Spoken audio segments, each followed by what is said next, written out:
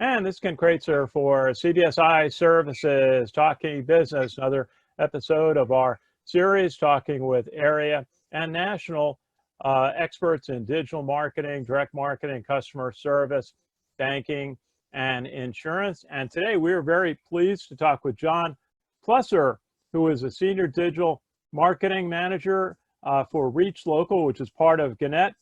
Jon, how are you today? I'm great, Ken. How are you?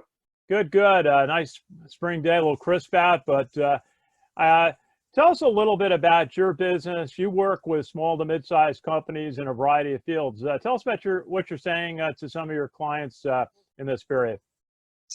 You know, Ken, it's an interesting period, obviously. With businesses being shut down for the last 45 days, we're having a lot of different conversations. Most of the conversations that we're having with small and medium-sized businesses, healthcare clients, is how to reopen. Right, and what does it look like on the consumer side, and how are consumers going to engage with those businesses, right? So, as we go and start to look at the reopening of America, especially here in the Northeast, where we were hit so hard, a lot of businesses are unsure about what they're doing and how they're going about it. So those of us at Reach Local, we try to consult those companies on, having more of a digital presence, even as they get ready to reopen, right? So some of them jumped right on board, some small retailers, they built e-commerce websites, they got on Google Shopping, they worked with different organizations to, build maybe an Amazon store for themselves. It got more difficult on Amazon, obviously, because they were really taking a focus on COVID and on PPE and getting out. Shipments are going slower because everyone went online. So a lot of businesses sort of relied back on Google. So what we're looking at is, or what I'm looking at with the small businesses in the region is, how can we help you get more, how can we help you become more equipped for the future, right? Because if we really think about what's going on, whether or not you reopen your brick and mortar store, you're still going to have a slowdown in the amount of foot traffic that you have, whether it's because of social distancing or just because people are afraid, right? So how can we help you grow your business, have your doors open, and still be selling, right? And the key to that is going to be, how do small businesses, how do they grow? How do they expand in this ever-changing environment, especially with COVID? And really, the truth is they need to start growing an online presence, right? So having the ability to sell their goods and services online, having the ability to convey their message or their brand or what they do to audiences who might not even know they're there yet, right? And so moving those structures of the brick and mortars to still having that brick and mortar store, but also having a really good online presence. Those are some of the things that we're talking to small businesses about right now. Yes. Now you mentioned Google Shopping as an option, and certainly Amazon has been. They say 1/3 of their merchandise now comes from third-party suppliers, but they've had big problems and delays in distribution. Just bought something from them. It took about 10 days to get delivery for some office equipment. But tell us a little bit about Google Shopping. What kind of companies and firms should try that out? Google Shopping is a great alternative to Amazon. And the reason why it's a great alternative to Amazon is because you're not relying on Amazon. First of all, Amazon takes, in some cases, almost a 30% commission to sell your goods on their website. So Google Shopping is just like Google AdWords. If anyone is familiar with pay-per-click advertising, you are able to put your goods and services in front of the consumer as they search based on a keyword and have a text ad at the top somewhere on Google. They click on it. It costs you $1 or $2. Hopefully they purchase. Google Shopping takes it to another level. It's still keyword based, and it's around what the services that you offer are really the goods, right? Because you need to have a merchant feed in order to run it. But essentially, what Google Shopping gives the small businesses the opportunity is, within a week or so, as long as you have a merchant center, as long as you have, whether it's a Shopify site or some sort of site that is an e-commerce base, so you have the ability to sell online, you can get on Google now. And basically you're relying on either UPS, FedEx, or the United States Postal Service to deliver your goods and services. And you're not paying exorbitant fees to, like an Amazon, to sell your products, but you have to advertise them. They don't just show up automatically, right? Google is starting to launch more of an organic space to give companies the opportunity to organically be on Google Shopping, but that's, you know, in the infancy stages, and they're, you know, in beta in a lot of places. But for the most part, you have the ability, if you have a website and your website is e-commerce based, and you have the ability of selling on your website, you can be on Google Shopping. And you know, there's a, you know, using a company like ours, Reach Local, we have the ability of helping set up your Google merchant account so that it ties to your inventory. And then you're basically buying space on Google. But, you know, you're looking at anywhere from 50 cents to say $3 a click for shopping on Google, as opposed to paying a 30% margin on Amazon, and then dealing with right now the backlog of shipping. Like you said, it took you 10 days. I ordered something, you know, like 4 weeks ago. I still haven't gotten it, right? It wasn't PPE either. It was, you know, lawn games for my son, so him, you know, we can play games because, you know, it's COVID, we're at home all the time, we need something to do. So, you know, having Google Shopping gives you that opportunity to sell your goods and services, mostly goods, right? Services is something we would do in Google AdWords more than we would in shopping, but it's available to everyone right now, and it's a great alternative to trying to sell in the Amazon space. Now, you mentioned certainly e-commerce. We're hoping some of the stores will be able to open with utilizing social distancing. It'll be important for retail. So let's maybe spend a moment on that. Macy's is opening stores around the country, but not in this area. The malls, I think, are going to be one of the areas that are going to struggle, and so many small stores in those malls to reopen and to gain consumer confidence. What is it going to take for the retail sector to reopen and to attract customers? You know, it's a very difficult question, right? I mean, what is it really going to take for these large, you know, if you look in the malls and you look at, you know, you look at, you know, Main Street USA, what is it going to take for these retailers to open? And, you know, I think that's the $1 trillion question that we're all asking right now. It's a difficult one to answer. You know, one of the alternatives is build yourself an e-commerce website, put together a Facebook presence, like get to know your customers outside of just your store, would give you the opportunity to talk to them now, so that when you do open and you're ready to go, they know that you're open, that they are ready to engage with you. And whether they want to walk in your store, or you want to create a virtual showroom, or here's all of all the great products that you used to purchase from us, how can we get these to you now? I mean, they got to start having conversations with the consumer that don't just rely on that brick and mortar, because of all the things you just said. Malls aren't going to open anytime soon. Sure, Macy's is open, and how they're going to do the social distancing will be interesting. You know, like the grocery stores, they're going to have signs on the ground that say you're only allowed to walk this way and be 6 feet apart. I mean, you know, there's a real it's going to hurt for a long time for a lot of all businesses. I don't want to just say small, but all businesses in any area that you work. If you're not, you know, open for business now, like the grocery stores, not the frontline workers in the healthcare space, you're all waiting, right? So don't wait, you know, start engaging with your consumer now, so that when you open, they know you're open. And if they don't want to come, they can at least visit your online virtual marketplace and do their shopping that way, whatever is more comfortable for the consumer. And John, as you know, at CBSI, we work with banks around the country, more on the consumer side than on the commercial side, although we've helped some small businesses who use credit cards from our clients. The government assistance that has been provided to small to mid-sized companies through banks has given an opportunity to the local community banks to stand forward to help their local clients. We talked with the Westchester Bank about what they were able to do.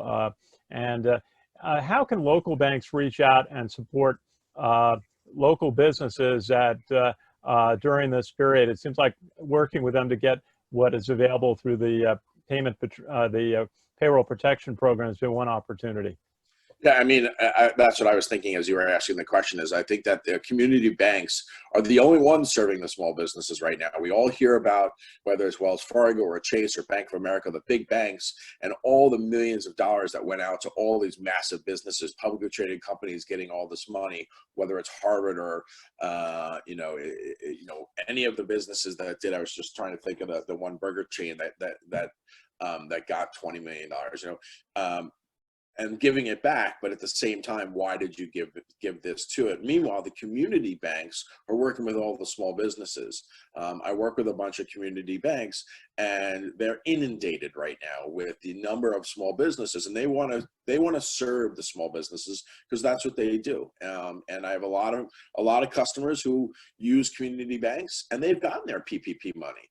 Where I have a lot of customers who use the big banks, and they haven't even gotten an email back to say, hey, we're processing you, or you're in line, or here's where it's happening. So, I think this is a great opportunity. Now, for me, my hope would be, is the community bank should be doing some outreach work, whether through PR channels, through video channels, being able to say, hey, we're here, we're always here, we've always been here. It could be a great opportunity, I believe, for the small businesses to pull more new customers in, because a lot of the people I'm talking to are very frustrated with the big banks, right? They don't have that customer service. And I think people lose sight of, we want to communicate with somebody, not always over the phone. We want to know that I can walk into my local branch as a small business owner and know a few people. And then in times like this, they know who I am too. They can help me and continue to grow my business, right? So I think it's really important that these small banks are reaching out to businesses. A lot of them are continuing to do their marketing, and paid media is one side of it. PR is another side of it, right? And reaching out, getting in front of new businesses, letting them know that, we're here and we're available for you, and we're going to help you through this, and we'll try to get you your PPP or the SABA loan or whatever that loan is. And if not, we have money that we can lend to you through other means, at lower rates. And I think that the community banks have been doing a great job at doing that, and just keep reaching out. Great opportunity if you're, to get in front of new businesses and pull in, I think, a lot of new small businesses that are working with the bigger banks because they thought it was easier, when I think we're all seeing now it's not.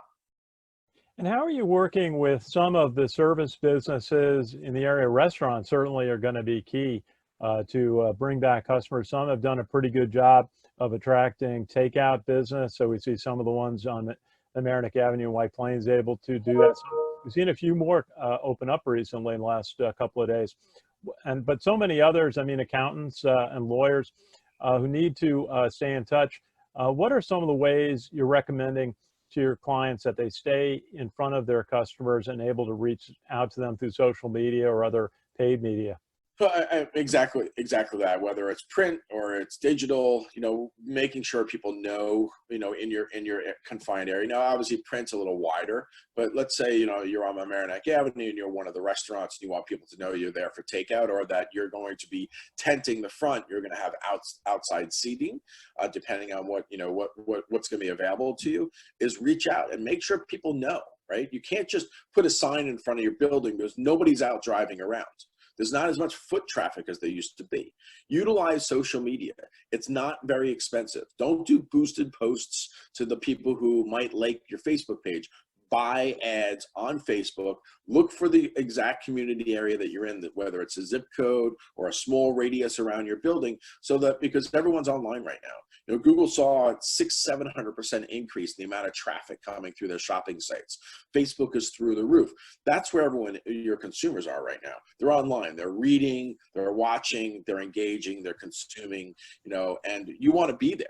Right. And so as a small business, so whether you're, now services is a little different, but if, to start, the first part of that conversation was restaurants, right? So when we look at restaurants, they need foot traffic, but foot traffic's not walking around and they're not driving around. I mean, I live in Connecticut. I can get from Connecticut down to, White Plains very quickly these days. There's nobody on the road. So with that, you need to attract those individuals into you. And my suggestion for these small businesses is, if you don't know how to do it, reach out to somebody who does. Obviously, we do this, and our our colleagues at Local IQ, Reach Local, and we have the ability of helping you build your brand in a small Facebook campaign that'll allow you to attract these customers back in. When we talked about the services hasn't stopped for the most part. Electricians and plumbers and HVAC guys and anyone who has services in a home, you should be all over this, right? Because no one really wants you in their house right now, but we have a lot of roofing companies, a lot of HVAC companies that, yeah, they have to go in the house a little bit, but a lot of them are doing work on the outside. We have, siders and paint, people who do, aluminum, well, not aluminum anymore, but vinyl, whether it's, any of those service lines, landscapers, anything outside, everyone is looking and saying, oh my God, my domicile, I'm going to be staying home this summer. The beaches may or may not be open depending on if people can figure out how to social distance around them. So what can I do in my house? And I think right now the services industry has a huge opportunity to grow their business, right? But you have to have a really good website that engages the consumer, because there's a lot of choices out there. So if you're a service industry, make sure your website's up to date. Make sure it's mobile friendly, and not so that like when I pull it up on my mobile phone, I can see it, but I got to expand everything. Make it so that it automatically expands. I know your phone number, I know your email, what it is that you do. And there's a lot of opportunity right now. Every one of our clients who run services is inundated with work. So anyone who's not inundated, you're not doing a good enough job of reaching out to consumers right now, because there's a lot of work out there. Yeah, such a good point. We had a call locksmith couple of weeks ago, and I was trying to find the one who had worked at our house 3 years before, and I didn't really have an email from them, and so I called them, and I was able to figure out which firm it was. But I find it so important that you have an email available for somebody to find when they need you. And the other thing is for people to know the name of the proprietor of the business, because people want to deal with people they know right now. The trust factor is so important. Is that something you found it's important for businesses to make sure they get out in different ways and they're known by the name of the individual who is standing behind it?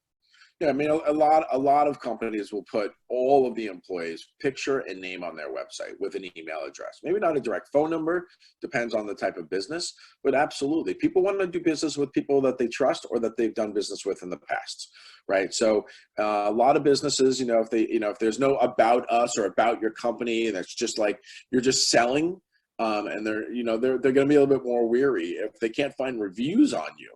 Right, they're going to be definitely more weary. I had a customer the other day. He's like, "Well, I don't understand. I have good reviews and I have bad reviews, and how do I make them better?" I'm like, "Well, you got to engage, right? You got to respond to those reviews." In today's society, today's economy, you have to be engaged with your consumers online. Right. So whether, making it easy for them to engage with you in different ways, on websites, we try to tell customers all the time, make sure your phone number is there, make sure there's an email, put a form on there, because not everybody wants to talk to you. They don't just want to send you a quick form and have you call them back, but also chat, right? So there's little chat widgets. It was like, oh, those chat widgets, those, do they really work? Yeah, they do, because, not only are we engaging in different ways, but we're also not sleeping. Right. So people at, midnight are online looking at, oh, my husband and I just had a conversation and we want to do X, Y, and Z. It's 12 o'clock at night, and they're going on websites looking for companies to do whatever they just had a conversation about. And a chat widget would give you that capability. So being able to engage with your consumer any way they want, not just how you want. Because in the end, a form comes over as an email. So whether the person clicks on the email link and emails you what they want to write, or they just fill out your quick form and send it to you, it's still an email. It's really simple to be engaged. More engaged you are, more accessible you are to your small business, from your small business to the consumer, more successful you're going to be. And boy, I thought it was just me that was staying up late watching the news and checking email. Jon Plesser from Reach Local, Senior Digital Marketing Manager there, and a member of the Business Council of Westchester, a good friend of ours. Thank you for all the insight. We'd love to be able to stay in touch. How can people find out more information about utilizing your service? You can go on reachlocal.com and see more about what we do, or you can follow me on LinkedIn and feel free to reach out and engage with me. I'll be happy to consult with anyone and, give some free advice if needed, just to help them understand what their what the process would be in order to get them online. Hey, Jon Plesser from Reach Local, thank you very much for your time and expertise today. Good to chat with you. This is Ken Kreitzer for CBSI Services on behalf of our team in Harrison, New York, taking care of 1,200 banks in the credit card field and managing customer service. Very proud of all the work they've done working for our clients and their customers during this COVID-19 crisis. So thank you again to Jon Plesser. This is Ken Kreitzer for CBSI Services, talking business. Have a good day, everybody. Stay well.